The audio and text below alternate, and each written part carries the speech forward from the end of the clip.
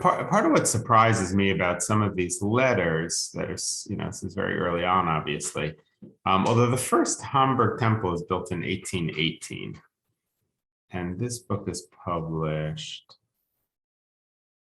let's see, I think,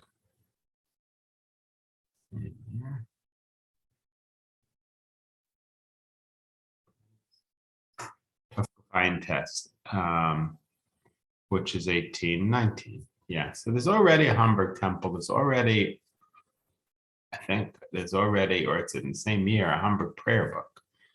They published, a prayer book, which was, missing references to Zion.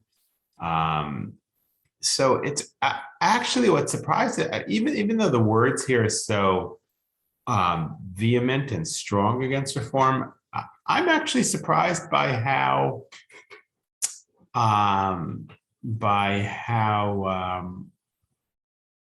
they don't seem to be all out. It seems like, as I was mentioning yesterday, even Rabbi David Tzvi Hoffman, who's in theory, quite open-minded, he seems much more vehement against reform than these letters do. These letters are sort of,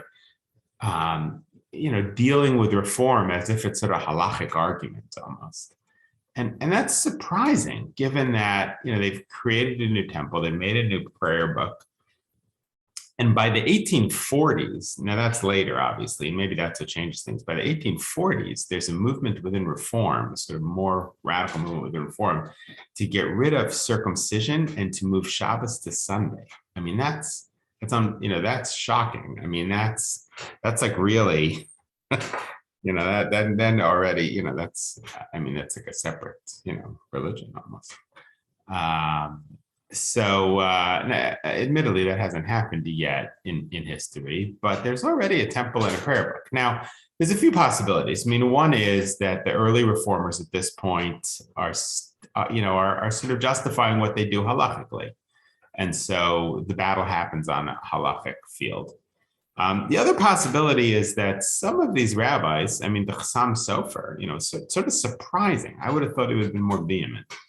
Now, maybe he also doesn't know anything about reform, because reform's happening in Germany and he's in Pressburg.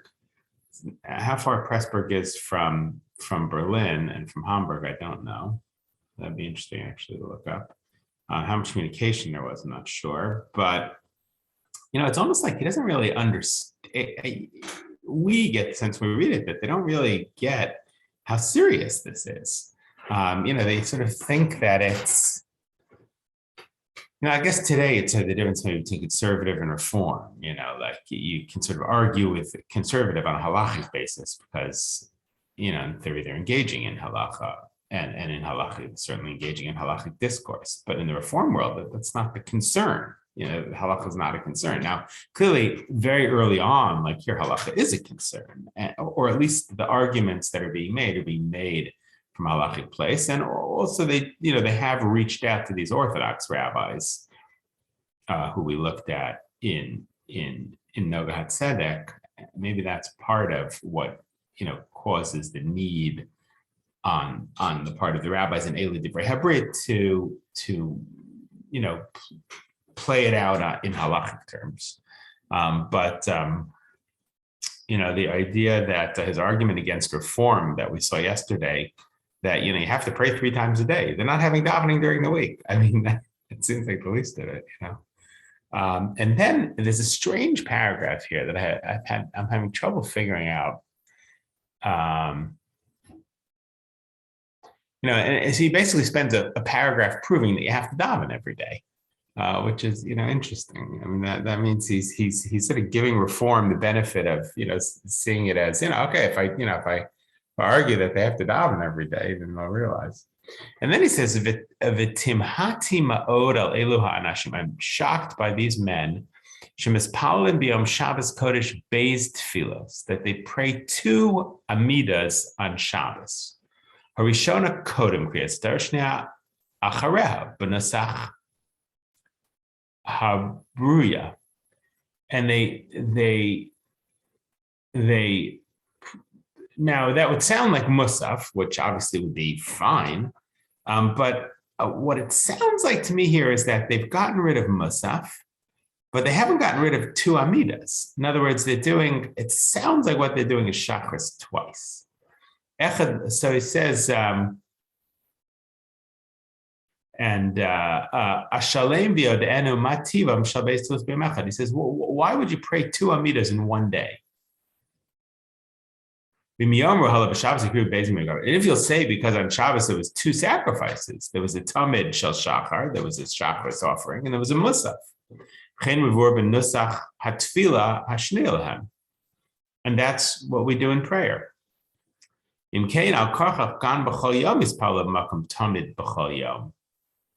So therefore, every day you need to pray in the place of the everyday offering. Oh, I see. I think what he's doing actually, I think what he's saying is the Reform do daven Shabbos and Musaf on Shabbos, but during the weekday they're not having davening. So it's sort of a funny argument to make. He says, how can you have Musaf on Shabbos if you don't have Shachris during the week? He says, there's no rule. You shouldn't be having a musaf on. Why are you having a second Amida on Shabbos, even though you're not doing a first one during the week? That seems to be his complaint. It's sort of funny. Musaf aleim b'Shabbos about acheres. They go out of their way to have a musaf on Shabbos, which, by the way, I'm not sure there was musaf in the. I tried to look up the siddur from Hamburg in 1819, the Reform siddur, see if there was musaf at all. I'd be surprised if it was. He says, if you're not doing regular davening, you're going to do musaf. So it's so funny. That's his criticism of them at this point, is that they daven musaf on Shabbos, but they don't daven Shabbos during the week. It's like a different, it must be that 1819 or 1818 and the mid 19th century is just a whole different world. That's all I can conclude, unless the Chassam Sofer just doesn't know much about Reform. That's the other possibility, is that maybe he's confusing the later neologues in Hungary. And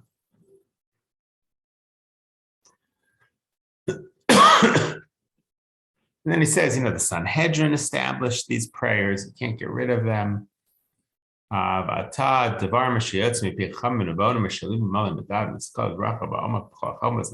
wisdom of our sages that came before that established the prayers, he talks about for 2,000 years. He's arguing, how can you make any change? And then he says v'im ladin, and in terms of halacha,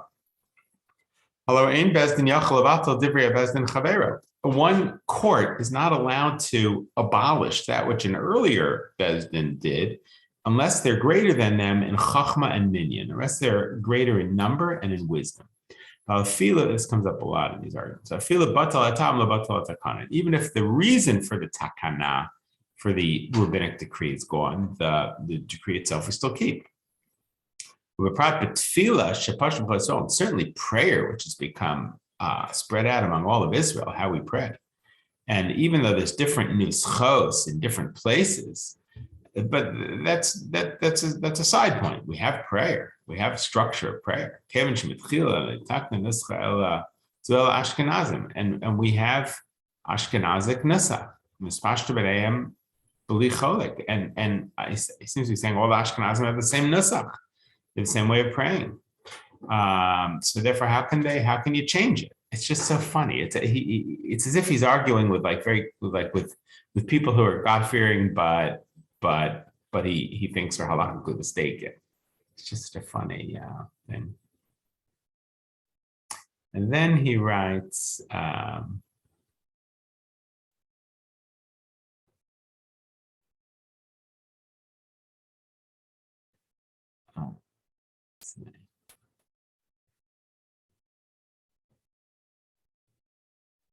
as he says, "V'im yomer ha'omer le'espal al tzmichas Karen Mashiach ben David b'chazaras ha'avoda al kopanim batal hatam."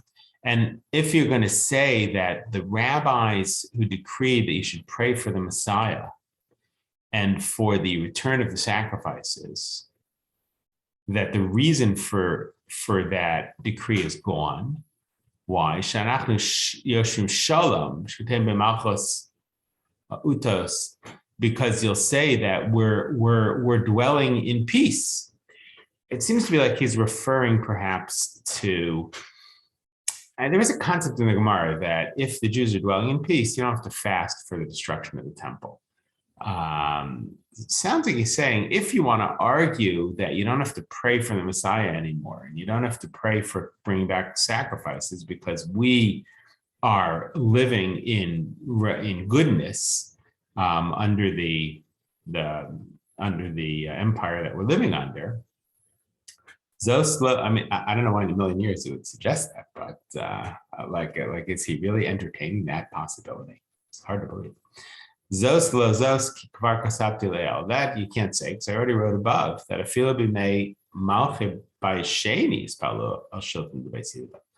he says that even during the second temple, they prayed about how it's not how it should be. It was better in the first temple. The first temple was a place where God's presence was more felt. You'd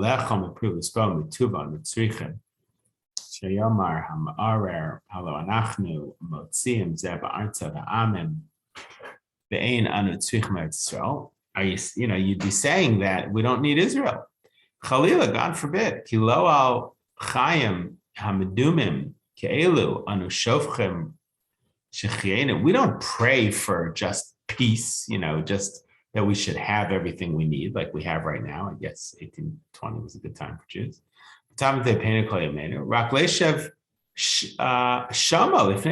What we are praying for is to be in Israel and to stand before God with the temple rebuilt. That's the place. Israel's the place. It's not a prayer just that we should have peace, in Germany or Hungary. We want to be in Israel. It's unbelievable he even said this.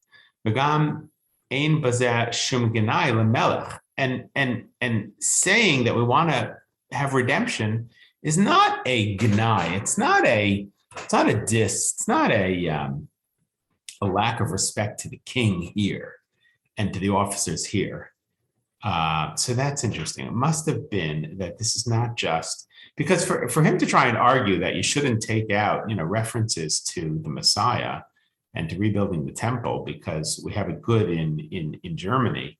For the Chassam Sofer, that seems bizarre. So here you see a little bit that the argument on the part of the Reform must have been not just that we want to get rid of references to the Messiah, but that it's a lack of honor to the king. Okay, so that already that's already something to talk about, maybe. And he says there have been times when the Jews have had power in other countries, but still they have looked to Israel.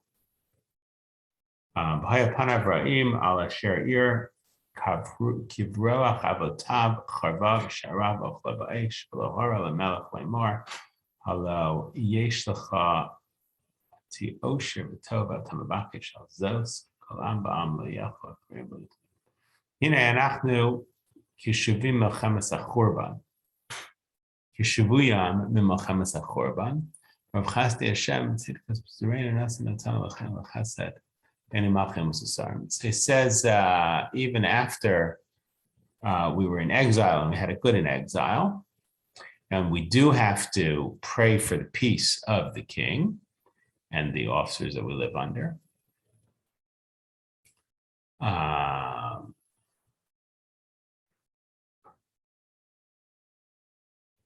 For the goodness that we've received from other nations for 2,000 years.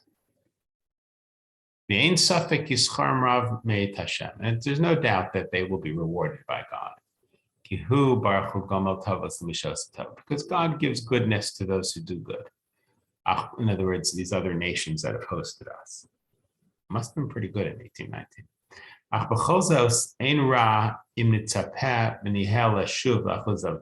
But nevertheless, it's not a bad thing for us to want to go back to Israel. And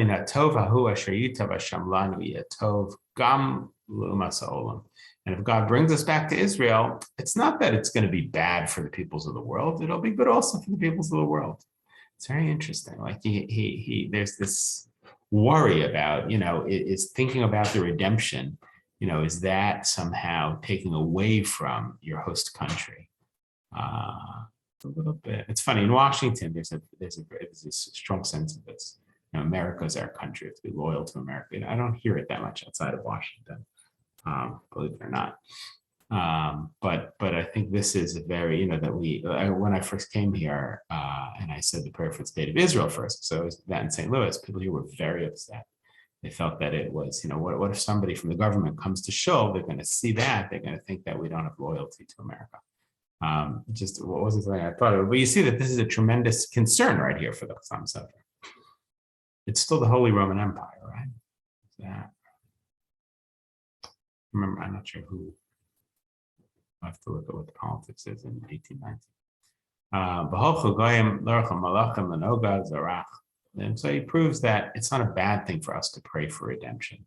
It's not going to leave the non-Jews who've protected us in exile in a bad state. It's just so funny that this is the argument he's trying to make to them, that they shouldn't get rid of references to the Messianic era and to the temple. And it's just not the argument we would make today. The argument we make today is, you're missing a whole part of Judaism. Says, but maybe these people who, maybe they don't want to go to Israel. Now, he assumes about the reform, they do want to go to Israel. They're just trying to not, say something bad about the government in Germany. But he says, no, maybe they actually don't want to go to Israel. Maybe they don't believe at all in the words of the prophets about rebuilding the temple, the third temple. I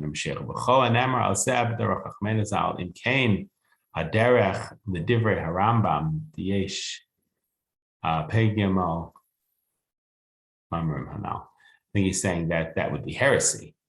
And it hasn't entered his mind that maybe they've done this because they don't believe in them. They don't want the Messiah. They don't believe in the Messiah. They believe that Germany is it. Like that hasn't occurred to him. He thinks that it's just to sort of save, face with the king or something. It seems like he's really not only fighting them on the halachic grounds, but also judging them very favorably. Which I think is going to be very different than, you think about this compared to the 1854 Psak Din of, you can't do anything that resembles reform.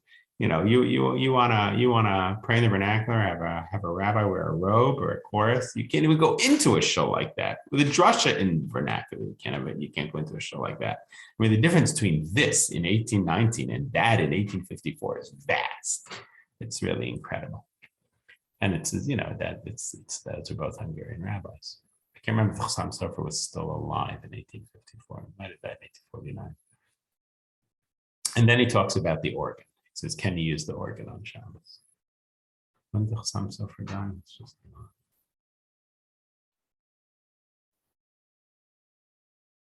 I think it was 1840. So 1839 he dies. So he's not in that Psak Din, but it's those certainly from his school of thought in Hungary who are part of that Psak Din and his students. But the difference is so vast. And then he talks about the organ. Right now you'd and if this were 30, 40, 50 years later, right, the discussion would be more like Rabbi David Tzvi Hoffman of it's totally Christian and it's going to strengthen the reform. And of course you can't have an organ. But here it's going to be very different, right? Here it's going to be a lot more like what we've seen, which is halachic questions of, can you have a musical instrument in a shul after the destruction of the temple? Can you, right? Those kinds, it's being played out just on a very, very different field than what you would imagine later. And I think it's partly, I assume it's not only that he's in Hungary and they're in Germany. I assume it's also that the reform movement is just not as radicalized, that it really doesn't start as a total reformation. It starts as slow. It starts as with halakhic arguments. I think that's what it is. All right, have a good Shabbos, everybody. Thank you.